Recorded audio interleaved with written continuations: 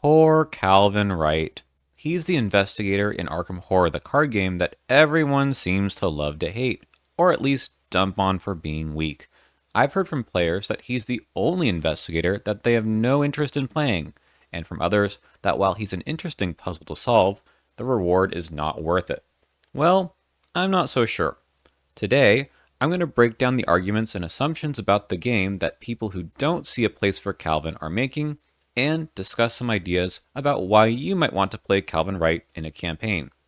To be clear up front, I am not going to be arguing that Calvin is actually one of the strongest investigators in the game, akin to, say, William York or Amanda Sharp, but rather that making such a comparison is unfair and cuts out a lot of the fun of the game to try alternative playstyles, compete against the game, and still try to win. I've already made a video on this channel about what kind of future cards they could print to help the guy out, because I don't think Calvin is unsalvageable at all. He's just a little undersupported, both by the designers and the player base. So let's spend some time talking about Calvin and what he does right. To start off, we need to look at Calvin's Investigator card, his deck building, and his signature cards. They all go together as one package. So first, his stat line is rather alarming. Zeros across the board does not inspire confidence. However, his ability gives him a boost to his willpower and intellect for each point of horror on the Investigator card itself, and the same thing for combat and agility for damage. He has 6 health and 6 sanity, so if he doesn't want to die and barring any health or sanity increasing cards, his stat line eventually can look like 5s across the board. The average investigator stat line has 12 points total. With Calvin, you could be at 20. And remember that these numbers don't actually affect his base skill value, which is always 0. So he'll still get a huge boost on top of, say, a base 5 from one of Miss Doyle's cats. His Elder Sign ability is also useful. If you're worried about dying, it will heal you. And if you're not all the way set up yet, it can help you get there quicker. There's actually an interesting interaction with the skill test timing that could mean that taking that extra damage or horror will help you pass the test itself. And that's Calvin Wright in a nutshell. His ability simply helps you pass tests across the board. How valuable that is, of course, is something we'll need to address later. Let's move on to his deck building options. On top of the usual 0 to 5 neutral cards, he gets full access to Survivor 0 to 5 and 0 to 3 Spirit cards. Generally, you're not playing Calvin because of his card access, since it is fairly limited, only 45 off-class spirits, most of them coming from Guardian. But his whole card pool does supplement what he wants to do. We'll talk more about the Survivor card pool in detail later, but in general, these cards can help progress the game early when Calvin can't pass tests so easily, and keep him from dying later. A lot of the spirit cards also let him build up his stats while still getting value. Toe-to-Toe and Ward of Protection are great examples. While I agree that very little here could be considered a severe gameplay altering card, there's no reason to ignore these cards while building your deck. Finally, his signature cards. Until the End of Time is some extra cheap soak for Calvin. Since part of your game plan for him is to take as much damage and horror as is reasonably possible as quickly as you can, you're going to need some extra soak for all the times that you don't really want that damage or horror on your investigator card. This is why Peter Sylvester and Jessica Hyde are popular picks to keep Calvin essentially invincible. However, they're not going to protect you from direct damage and horror, which must be assigned to your investigator card, not to soak. Until the End of Time solves that problem, since it may be assigned direct damage and horror. It's not easy to get full use out of the card, and it's very difficult to heal from it, but it's a great addition to Calvin's arsenal. Speaking of direct damage and horror, we have his signature weakness, which is Voice of the Messenger. When you draw it, you must either take 1 direct damage and suffer 1 physical trauma, or take 1 direct horror and suffer 1 mental trauma. This is actually not a bad thing to draw for most of the campaign. Remember that you start each scenario with damage and horror on your card equal to the amount of physical and mental trauma, respectively. While you do have to be careful not to draw this too much, especially if you decide to run in the thick of it, this weakness really only makes you stronger in this scenario and all subsequent ones. Even if you draw this once every single scenario, that will let you start scenario 8 with 3s and 4s in your stat line, on top of whatever trauma the campaign gives out automatically. expect one or two. While most investigator weaknesses are not really a major problem these days, they do usually cost a card and an action or two. Here, Calvin's is actively helpful and costs you no actions to deal with in the scenario you draw it in. So that's Calvin. He has an engaging playstyle where you're riding the nice edge throughout a scenario. For some people, that is incredibly scary and may turn you off from trying to play him. For others, that's exactly why it might be fun to try him out. One way or another, it does require work. Unlike a Daisy Walker who can roll up to a scenario with 5 intellect and start cleaning clues off of locations on turn 1, Calvin asks you to use cards and react to the game state to get value out of his ability. And therein lies the question. What kind of value does he bring to the table, and is there enough value to contribute to your team? The perceived wisdom in the game is that in, say, a 2-player game, you should have one investigator be a fighter, a main fighter really, and the other investigator be a main clover. Essentially, if you're a main fighter, you will fight and defeat any enemies either investigator draws, as well as fight the boss, and rarely, if ever, discover any clues. And if you're the main clover, you have signed up to discover every clue on the board as quickly as you can to progress the game so that there are as few rounds as possible, and you will rarely, if ever, take actions to manage enemies. If you're relatively new to the game, these two roles are probably going to be filled by a Guardian and a Seeker, since those classes have the easiest time getting their combat and intellect values high enough in order to be confident that they will pass tests. In 3 or 4 player, it is common to add in a Flex Investigator, who can chip in to deal with either of these problems as the need arises as well. But by definition, they will be less effective at doing so as an investigator who has dedicated their entire deck to dealing with that challenge.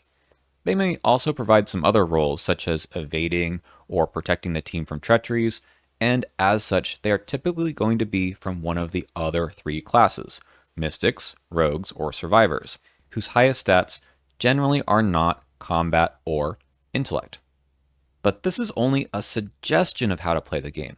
It is not self-evident that this is the strongest way to play the game, the most fun way to play the game, a necessary way to play the game, or even how developers have designed scenarios. In fact, there are plenty of scenarios where a team composition of one investigator who gets every clue and one investigator who does nothing but fight is going to run into trouble. Generally, the encounter deck consists of 30% enemy cards or less. At even more of an extreme, the Miskatonic Museum has only one enemy, and many players complain about this because they expected that their fighter would have something to do every round. The Circle Undone has several scenarios where team members are split up. All investigators need to be able to deal with enemies on their own in some way. And there are a myriad of scenarios where investigators need to spend their own clues to progress the game. Having one investigator holding all the clues makes such progress very slow and inefficient. But again, many players dislike this based on their own assumptions about what their decks should be able to do.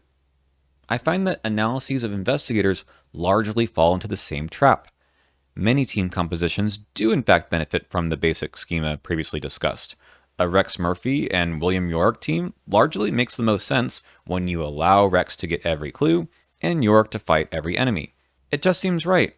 Why shouldn't I try to trigger my investigator ability as much as possible?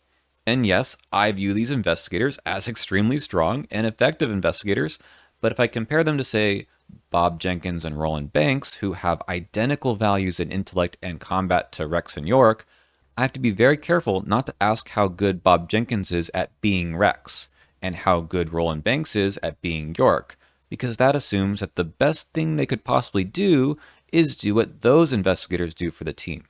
And that's not true, at least not so simply. Instead, we need to be asking the question of what value does the investigator bring to a team, and then does this team take advantage of that value, given what scenarios and campaigns generally ask for a team to accomplish together. Most players already do this in the most obvious cases.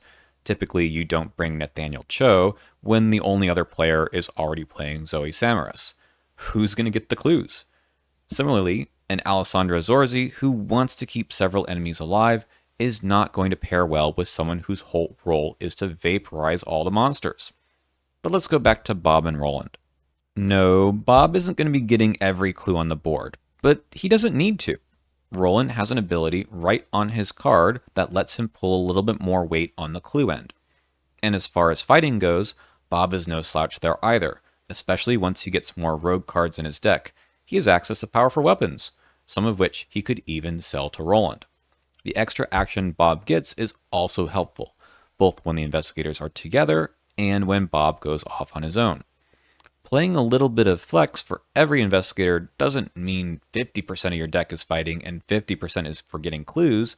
You still probably want to play to your strengths, but you'll likely waste less time moving around or drawing cards during your turn if there's nothing on the board that your rigid investigator role is geared towards.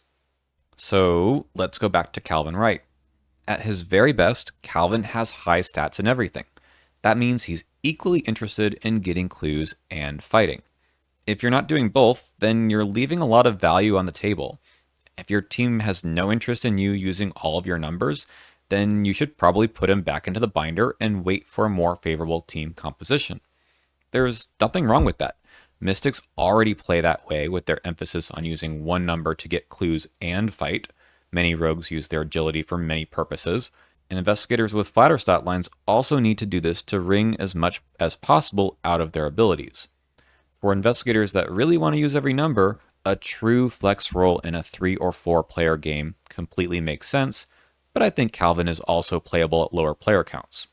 I've focused a lot on how having high numbers across the board means he's good at getting clues and fighting, but scenarios are actually much more complicated than that.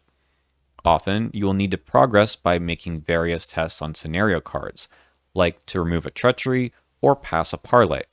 Calvin loves taking those tests, especially when others on the team would rather take their turn once those obstacles have been removed. Your team might also be missing someone who can evade, and Calvin can certainly do that. The other thing that Calvin likes to do is take damage and horror while he's setting up. How can he do this while also helping out the team and not wasting time? There aren't a lot of options, but Solemn Vow, Toe to Toe, Spirit of Humanity, Blood Eclipse, and Ward of Protection are far better than just eating a tax opportunity, although if you do that, Lesson Learned can get you clues in the process. You can also just engage an enemy off a friend and counterpunch the enemy once it attacks you. While this seems not the best, remember that you are helping out the team now by freeing up another investigator, and later by making it easier to pass tests down the line. Calvin can really shine when he's a role player that can easily react to whatever issue is on the board at whatever time. And we'll see how the Survivor card pool itself supports that shortly. But I'd just like to conclude this section by saying that the game is far more interesting and fun when your team compositions are not just carbon copies of each other every single campaign. You'll find a lot more unexpected value and efficiency out of investigators and indeed the card pool as a whole.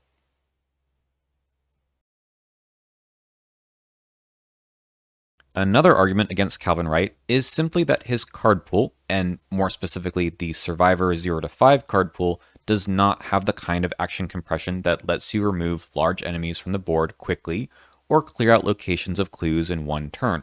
Not the way that Guardians or Seekers can, nor do they get extra actions like Rogues to make up for this deficiency. This presents two main challenges for investigators to overcome. First, let's say an acolyte spawns somewhere and you need to defeat it to remove its doom. Sure, the bare minimum you can do is move once or twice and take a single test to attack it. That's okay, but Guardians can do better, a lot better. A Beat Cop 2 or Guard Dog can kill it testlessly and actionlessly. The second challenge, which is somewhat related due to overall action economy, is that survivors don't have weapons that deal more than 2 damage at a time. So on the best turn, you're dealing a maximum of 6 damage across your 3 actions. Let's ignore things like chainsaw or old hunting rifle that have some uses attached. While survivors do okay with multiple clues per round, their lack of movement or extra actions does mean they won't be getting as many clues per round as, say, an Amanda Sharp with Deduction 2 and Pathfinder. Okay, let's respond to this bluntly. Survivors are not guardians or seekers. It is part of their design that they do not get action compression in exactly the same way as the other classes. They simply do not play the same way as those conventional classes. To get extra value, survivors lean into various archetypes, ones that do not really appear in other classes, mostly dealing with failure and discard synergy. Not being afraid of encounter cards or of failing tests is itself a type of action economy. Instead of spending cards, resources, and actions trying to pass tests or recovering from failed ones, survivors shrug it off and even benefit. Anyone who has ever played Live and Learn knows how it can be the strongest card in your deck. Being able to retake a test for no action or ammo cost with a skill boost and benefiting from cards like Oops or Look What I Found is a huge momentum swing in your favor. Holding on to a lucky means that you can take tests willy-nilly until you need to use it, negating time and effort trying to boost your stats up to I pass on all but auto-fail heights. The Survivor card pool is also chock full of powerful events that get around taking tests in the first place, and these are their own sort of action compression. A makeshift trap, elaborate distraction, or Aquina are not exactly the same as the classic beat cop or guard dog, but they will solve that problem. And Calvin can certainly use all these cards well, especially while he's setting up. But after that, when he's not particularly prone to failing, well, surprisingly, Survivor offers a lot of action compression in other places when you're happy to take tests too. While expensive, Waylay is one of the best ways to eliminate large victory point enemies. Track Shoes helps you move around the map faster and potentially ignore enemies in the first place, and Sharp Vision and Brute Force are incredible in Calvin, since he's likely to succeed by 2 and he can recur them with True Survivor. And speaking of recursion and succeeding by 2, Calvin was one of the best homes for scavenging before Daryl came along. He's still very interested. Being able to constantly recur a Talisman of Protection does wonders for his survivability. If you're afraid of an encounter card, he's likely to pass a test of will no problem. And if you're staring down a rather large group of enemies, why not give Devil a shot? Have you tried out Newspaper 2 recently? In some scenarios, that has so many extra clues, it outpaces deduction. I encourage you to look through the Survivor card pool a bit more. You'll find a lot of surprises for alternative ways to deal with enemies and get clues that in the long run save you plenty of actions. Don't forget that playing on a team with Calvin generally means that you're spreading out your ability to deal damage and get clues across the whole team and across multiple turns in the same round. You don't need to get every clue yourself. Someone else will be there to help. A single investigator dealing more than 6 damage every turn is completely unnecessary. Instead, think about how you can build your team such that the whole team's actions are used to deal damage to a boss. Instead of a main fighter having to conjure up 10 to 15 damage for a boss themselves over a few turns while everyone is twiddling their thumbs, maybe at this point in the game, everyone can contribute and that boss is toast in just one round.